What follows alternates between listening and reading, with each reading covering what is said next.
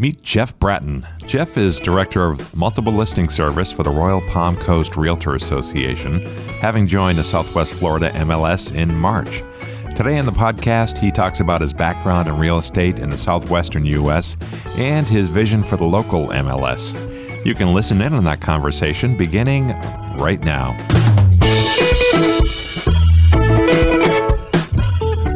You're listening to the Royal Palmcast, the show about all things real estate. From the production studios of the Royal Palm Coast Realtor Association in Fort Myers, Florida, here's your host, Jim Sanville. Welcome to the Royal Palmcast. I am indeed your host, Jim Sanville. I'm coming to you from the studios of the Royal Palm Coast Realtor Association in beautiful, sunny Fort Myers, Florida. I'm here today with Jerry Johnson. Jerry, how are you? Hi, Jim. Good morning. I'm doing very well, thank you. How are you today? Good. What you been up to lately? You been out in the boat, out in the golf course? What have you been up to? Oh, actually, I was on the golf course recently at our big Realtor golf tournament. Yeah? So which had an amazing turnout. You didn't play, did you? I did not. I played cameraman. Oh, okay. Yeah, I took quite a lot of photos. There were a lot of shots. You took a lot of shots, many more than some of the golfers, right? Yeah. What's your handicap for shooting with a camera? I don't even know how you would respond to that, Jim. Nobody knows. But all those photos can be found on our Facebook page in the gallery we recently put up. I saw them. There was like 150 of them. Well, that was a lot. No, maybe more than that. But anyway, if you are into golf and you want to see perhaps yourself or your friends out in the golf course here in Fort Myers and Cape Coral, we have them on our Facebook page with the Realtor Association. But I do want to tell you that this show is about real estate. If you are a new listener, that's what we talk about here. And we talk about things that realtors care about, home buyers, home sellers. If you live in a home, you probably are going to care about some of the stuff we talk about. Jerry, you live in a home? I do. Yeah, you would call it a home. I would think so, yeah. Yeah, okay, fair enough. Hole in the ground, but, Fair enough. All right. Well, we have a great guest today. Speaking of real estate, this is Mr. Real Estate as far as I'm concerned. This is a man who knows all about the MLS, the Multiple Listing Service, and his name is Jeff Bratton. Jeff, welcome. Hey, thanks. Glad to be here. We are thrilled to have you. Jeff is the new Director of Multiple Listing Service here at the Royal Palm Coast Realtor Association in Fort Myers. He started here, February? Around March 1st. March 1st, yeah. Okay. And you came from the Greater Albuquerque Association of Realtors, where you worked for several years, and you've also worked out in El Paso, and I want to hear all about it. First of all, tell me where you're from originally, Jeff. Originally, family was in the military. We moved around a lot, so I was born in the Gulf states. Oh. Lived in Mobile, Corpus, Alaska. You don't mean the Gulf states like Bahrain or Dubai? No, I mean our own Gulf states. Not the Emirates. Okay. Yeah, so I've been around Alabama, Texas. We were stationed in Alaska and California, so I've been all over. Oh, okay. And family settled in Great Old Albuquerque, where I finished up school and college. Oh, okay. All right. What did you study in college? Let's see. I trouble finding my career path. One day I decided I want to work for the U.S. Census Office, so I geared my degree toward sociology and pre-law. Ah, interesting. So, so you would consider Albuquerque your kind of default home, your hometown? Yeah, I finished high school there. Yeah. A lot of the great memories, growing up, youth, and then college. So I do have some roots back in that state. Yeah. Did you ever heard of a TV show called Breaking Bad? Yeah, we've heard about it a little bit. When that came out, I think what I liked about it most was it was different from a lot of shows because they would reference street names and locations just like everybody would know. But if you're watching it from Connecticut or Washington State, you just kind of had to follow along. And I think a lot of shows now started to copy that and make it more hyper-local, some of their conversations in the script writing. So, good show. So it was authentic. The street names were real. They weren't making them up. Yeah, they only changed the names. Everything else had a real flavor for it. So it really struck home. Yeah. It looks like a cool place. I've never been to New Mexico at all. It's a land of enchantment, isn't it? It's a land of enchantment, and some would say it's a land of entrapment where it's hard to leave when you want to go. Yeah. Well, we're glad we were able to extract you from the deserts of the Southwest here to Southwest Florida. So tell me about your career in real estate. How did you happen to get into the business? I kind of stumbled upon it. I don't really have a strong sales background and had a general understanding what a realtor did. And working in the call centers after college, did a lot of working on these call center floors, doing tech support back before everything went virtual. Just happened to stumble upon an ad in a newspaper, join a local MLS. Huh. It kind of opened me up to this world of the realtor associations and working with multiple listings, and then started to learn there's one in every metro city. Yeah. And then sometimes they actually talk and work together, although a lot of it is, it's our business, it's our city, we do it our way. Sure. So every place has their own unique personality and flavor. So you've always been on the administrative side of the business, never been a realtor selling homes, right? No, but about probably 8 years into working at MLS and association, opportunity to move out of state. And so I did get licensed briefly for about a year and a half. And curiosity mainly to learn and use those tools and products that I had been promoting and using for years to try to land my own business. Gotcha. So I got to put myself in the shoes of a new realtor, what they go through. It's incredibly challenging, some sacrifices you have to make. And really I think I found a good role in looking at documents. As a transaction coordinator, just found my calling, and that let me, work on closings, work with contractors and inspectors, and trying to keep this closing smooth, and learned a lot of valuable things. I only had one sale personally, but I felt I offered a lot to the brokerage I was at. But if the house costs $20 million, that's all you need. Right, yeah. I won't ask you what the value of that one was.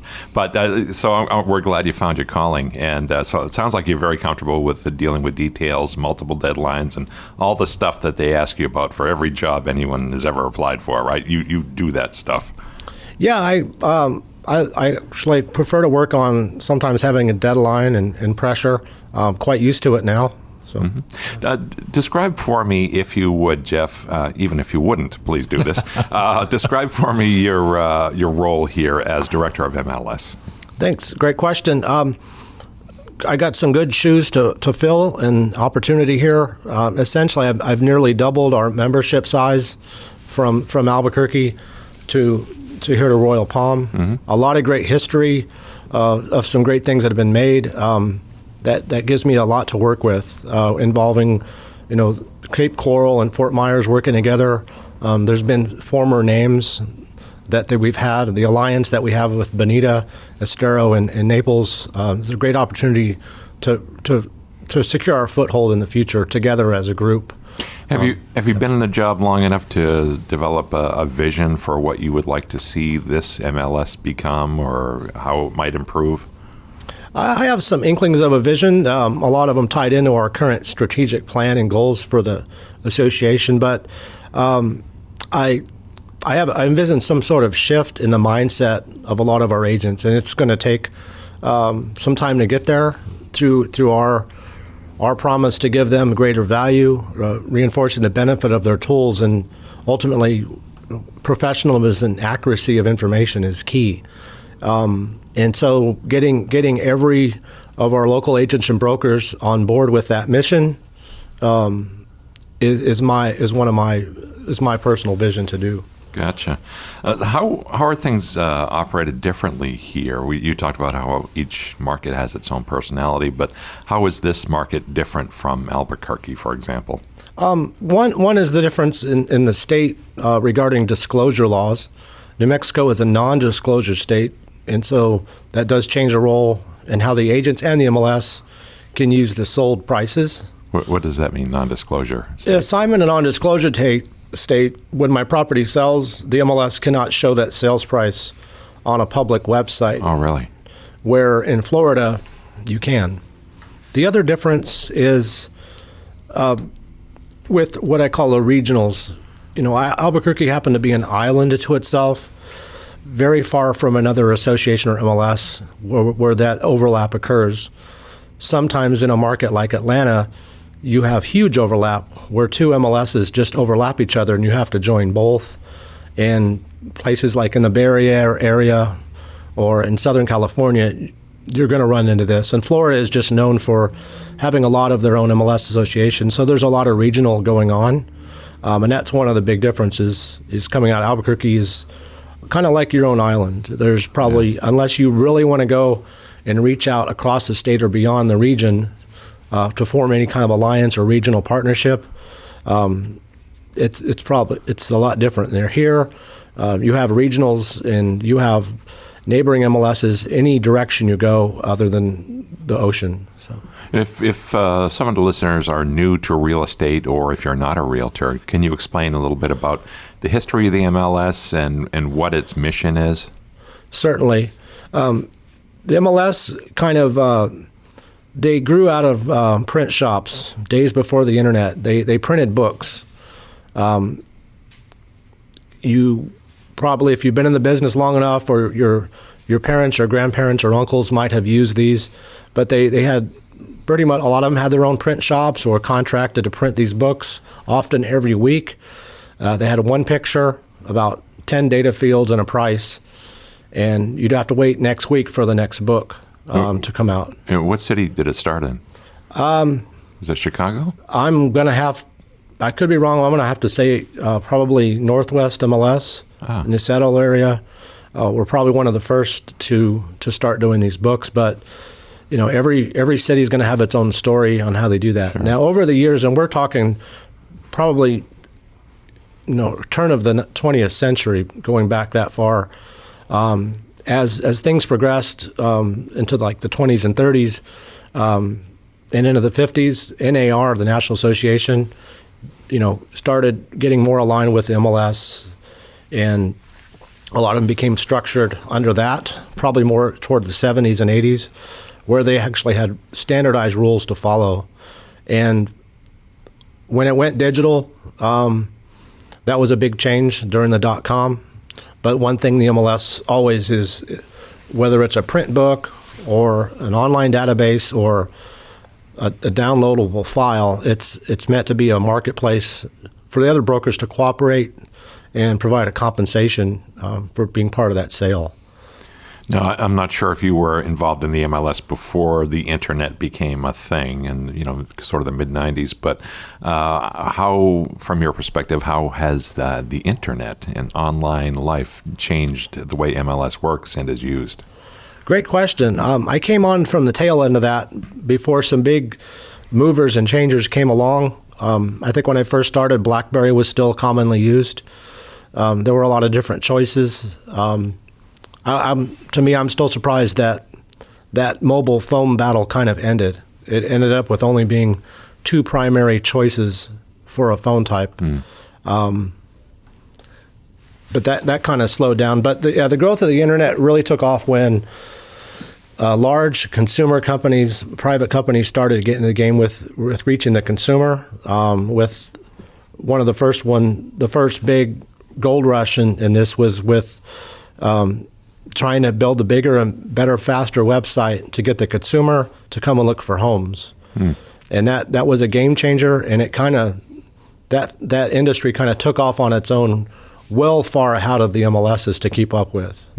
And it took a long time to get unification amongst the industry and to get a better foothold and presence to know that when a consumer is looking,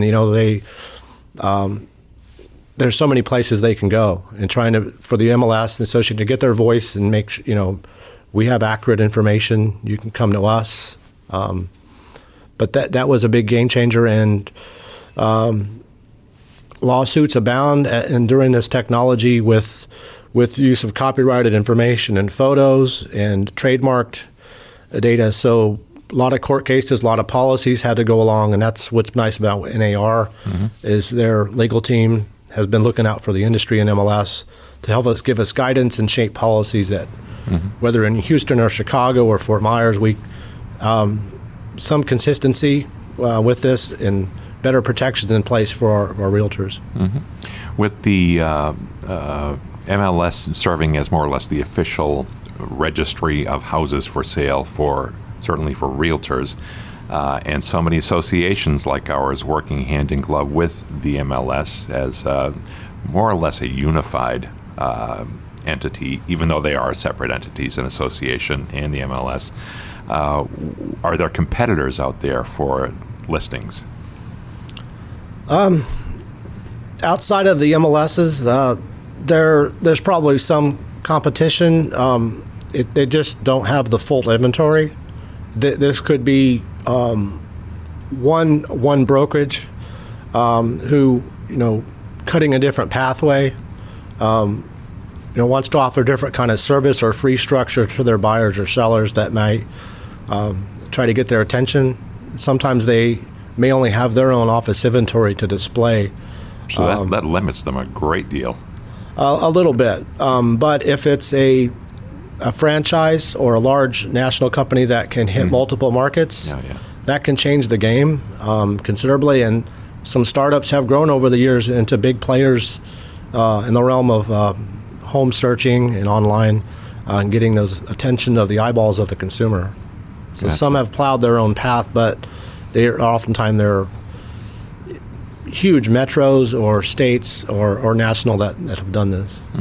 Now, I know you've already agreed to appear on another show with us at a later date about MLS compliance and why that should be important to realtors. But can you talk a little bit, just briefly, about that very topic? How are members of our association and the MLS bound by MLS rules, and why are they important? Just very briefly. Sure. The MLS rules, based on our current structure, which is we're owned by the association, which is chartered by NAR. We do have to follow their rules, and those policies are in place, really embedded with the code of ethics, professionalism, duties to the public, to the fellow realtors, and not things like not representing information.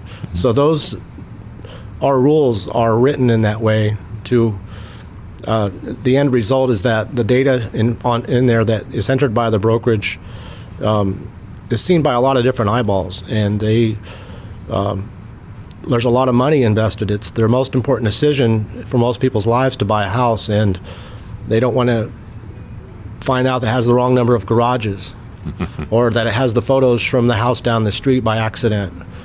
Some key factor that's going to throw off their ability to buy this house. So the rules are there, and there's a lot of them, and it's one of my jobs to get this in a good bite-sized pieces in a fun way to help them reinforce these rules. Yeah, because we're all pushing in the same direction. The MLS interests are overlapping almost exclusively with those of realtors, but we all want to get there in the ethical way and the best way, ultimately for the consumer, the home buyer. That's right. Yeah. All right. Hey, we're going to take a quick break here, Jeff. We will be right back with you after this very brief message.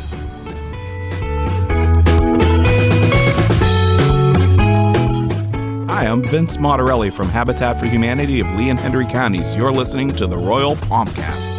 Hi, I'm Wendy Payton, and you're listening to the Royal Palmcast. Hi, this is Bob Wade, and you're listening to the Royal Palmcast. You buy insurance for your car and for your home.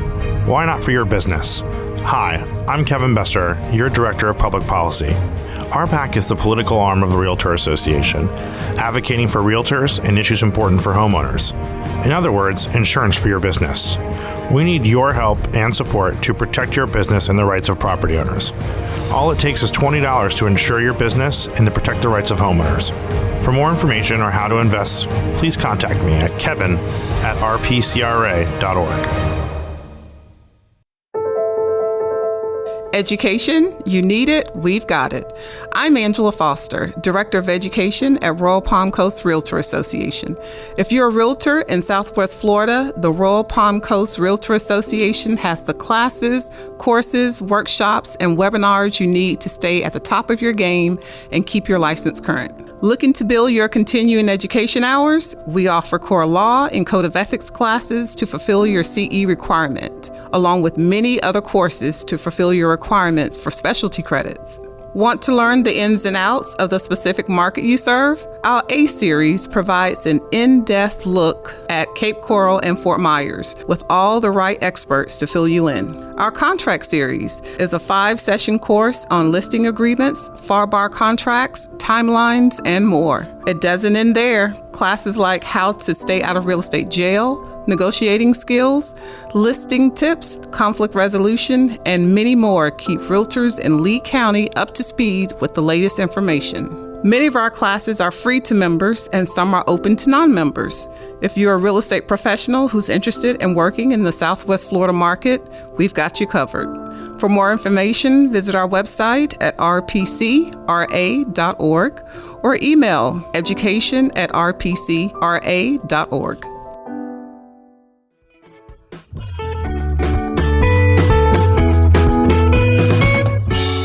We are back on the Royal Palmcast. I'm Jim Sanville along with Jerry Johnson. I'm back. Jerry, good to see you again. Thanks, Jim. It's always good to see you as well. This guy it's so good to see him always, isn't it, Jeff? Brings a smile to Every your face, day. doesn't it? Yeah. No, we all work together here at the association. That Our team. offices are very close together, so we see each other at the coffee pot and the water cooler from time to time. We literally have a water cooler. Yes, we hang out by the water cooler, talk about sports scores. Stuff like, I don't know. No, we talk about how much we love our members. That's mostly it. I'll give you that. Hey, Jeff, in this episode, we're getting to know you a little bit as the new director of MLS for RPCRA for the Southwest Florida area. And I want to dig down a little bit more so we can get to know you as a person. But before we do that, there's one question that's been burning. I got to ask you. Southwest Florida is unique. We all agree with that statement. I agree. Jerry and Yes. Jeff? Yeah, very unique. Yeah, unique overall. But how is it unique in terms of doing business with the MLS here versus other markets? Great question. Some of the things I'm seeing, one of the ones was there's different ways to offer a compensation on a listing, whether it's a buyer broker, a transaction broker, or a non-MLS broker. That was one thing that was different. So that a little bit more responsibility the agent has to make sure they're clear what those mean and when they're offering it. Because depending on who you are representing the buyer, it could be a different outcome on whether you're a transaction broker or a buyer's agent. I think as far as the unique fields, really highlighted the unique, great things about Fort Myers. Pickleball, I have never seen that as a promotional feature to market a home, but there are plenty of listings that will promote pickleball. And golf access, I kind of knew that was coming in a Gulf state, but it's really neat to be able to search and identify these types of features on a home. I'm so fascinated with golf access, I've actually started doing my own market statistics to kind of look at some trends on really how much does that golf access weigh a factor in a buyer's motivation to look for homes and ultimately in the price value. Yeah, it certainly is going to impact the value. Big time. Yeah, especially when you look at a city like Cape Coral, which is all about water access, canals, and Gulf access. There are landlocked canals, right, Jerry? You're a boater. I am a boater, yes. You've been all around Cape Canal. There are some areas where you can put your boat in, but you got no place to go, right? Usually there's a little lake or something like that. But yeah, there are some that there are canals and they do not go to the Gulf. Yeah, so you're not going to go water skiing in these lakes or anything. Well, maybe. Some of them, I think you can, actually. You can fish in them. Yeah. It just depends. I just learned that yesterday, because I've been learning a lot about Mount LaBelle. I think that's Hendry County. Mm-hmm. So if you follow the Caloosahatchee up, there's apparently a lock that closes at 5 o'clock. So the Franklin locks. If you go out boating in the day and you don't make it back, I guess you just have to park your boat overnight and find something really- new. I've gone through this so-called lock Really? several times. And you can You take were it all the locked way out, huh? to Okeechobee, really. No, I heard you can take a boat in a canal or river all the way from Fort Myers to the Atlantic. Maybe. I've never Takes gone 3 out the other days. side. I've never Well, actually. I've if never there's made a it to trailer Okeechobee. involved, certainly. Wow. Yeah, I never Wow. came out the other side. Interesting. No, so we get all kinds of water here. 400 Oh, yeah. miles of navigable canals in Cape Coral alone. More canals than Venice. I live on one. Jerry lives near one. Mm-hmm. And you're going to learn all about the access. So that's good stuff. People really, really want to know about whether they can get to the Gulf, especially if they have a sailboat with a tall mast. That can be a deal breaker. You get to a bridge, and so you got to figure that out. Jeff, I don't know whether I warned you about the lightning round. Did I tell you about this? Yes, I've heard stories. you have heard stories about the lightning round. Well, the lightning round is kind of a big deal around here, especially for Jerry. Yeah, did you see how tired I Poor was this Jerry. morning, Jeff? When I Really came keep in? his eyes open. Jerry gets up on the shows on the mornings when we have shows, drives up to North Fort Myers. It used to be in Lehigh Acres. Now he goes to North Fort Myers. There is a Supra box at a house at a secret location where we store the questions for the lightning round on official 3x5 game show host index cards. And Jerry has gotten them this morning. Yep. Let me. It's up early. Wait for me to get the. Yeah, card and the box out. please extract the game show host card from the Supra box. Jerry's working it now. He's got it open. There you go. There we go. Got all the questions right here. Thank you, Jerry. 3, 2, You're welcome. 7. Okay, we get them all. Jeff, are you ready for the lightning round? I am ready. Here's what this is. If you don't know, we're looking to learn more about you as a person, Jeff Bratton, the man. And we're going to do that by asking you some questions, some personal questions here. They're not too personal, but we're looking for soundbite answers. Don't overthink it. Just blurt out the first thing that comes to your mind. You ready? I am ready. All right. Where would you live if not in Florida? Where would I live? I would live in the Virgin Islands. Oh, U.S. or British? I don't have a passport. It's the U.S. U.S.? Yeah, that's lovely. I've been there. Name one luxury item you couldn't live without. Oh, wow. A luxury item I couldn't live without is probably going to... luxury item. My car. Your car? Yeah. You do have a very nice car. Yeah. I'll leave it at that. What language would you most like to learn? Esperanto. Esperanto. Where do you learn Esperanto? YouTube, if you can find an instructor. But self-taught, I guess it's been told a universal language. Ah, wow. Well, I don't know that it's caught on universally, but there's been talk about this for 20, 30 or more Yeah. years, right? Yeah, okay. Esperanto, interesting answer. That's not a song by the Eagles. No. Yeah. Desperanto. Oh, Desperanto. oh, sorry. No, that's not it.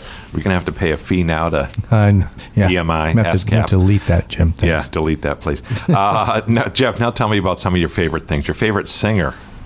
My favorite singer, probably one of the Gibbs from the Bee Gees. The Brothers Gibb. But yeah, when their voices are united together, it sounds Oh, yeah. better. But we do have one left with us on Earth, so Yeah. I think it's Barry or Maurice. I'm yeah. not sure, but Barry, yeah. probably one of my Yeah, greatest he did the singers. falsetto, like the Saturday night, the disco era Bee Gees. He did all that falsetto stuff.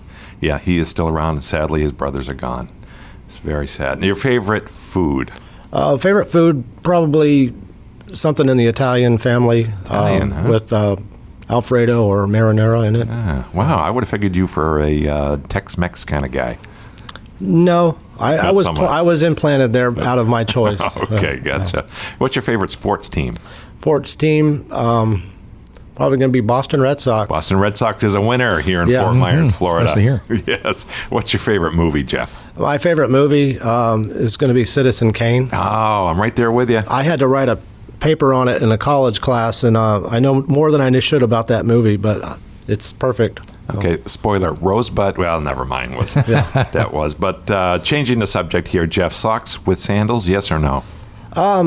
Yeah, I'm at that age, and I'm a father, and I'm not afraid to wear black socks with sandals They are and black, shorts. full black socks. Are they knee-length, old school basketball socks? They're ankle socks. Ankle socks. Yeah. Okay, fair enough. Well, this came up recently because I just run into this, that a lot of the youth athletes will wear socks, but they call them slides.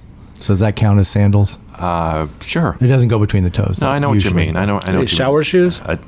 Not really. They actually wear them, on the track between. Yeah.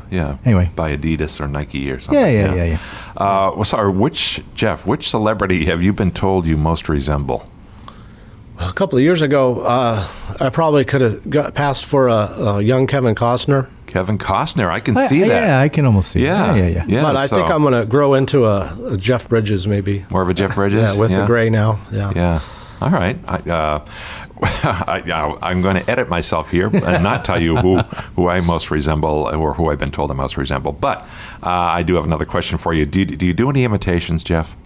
Do I do any imitations? Let me ask you that again. Do you do any imitations, Yeah, Jeff? I do a couple. Yeah. All right, let's hear He one. just did a Jim Sanville. In a world where one man asks weird questions.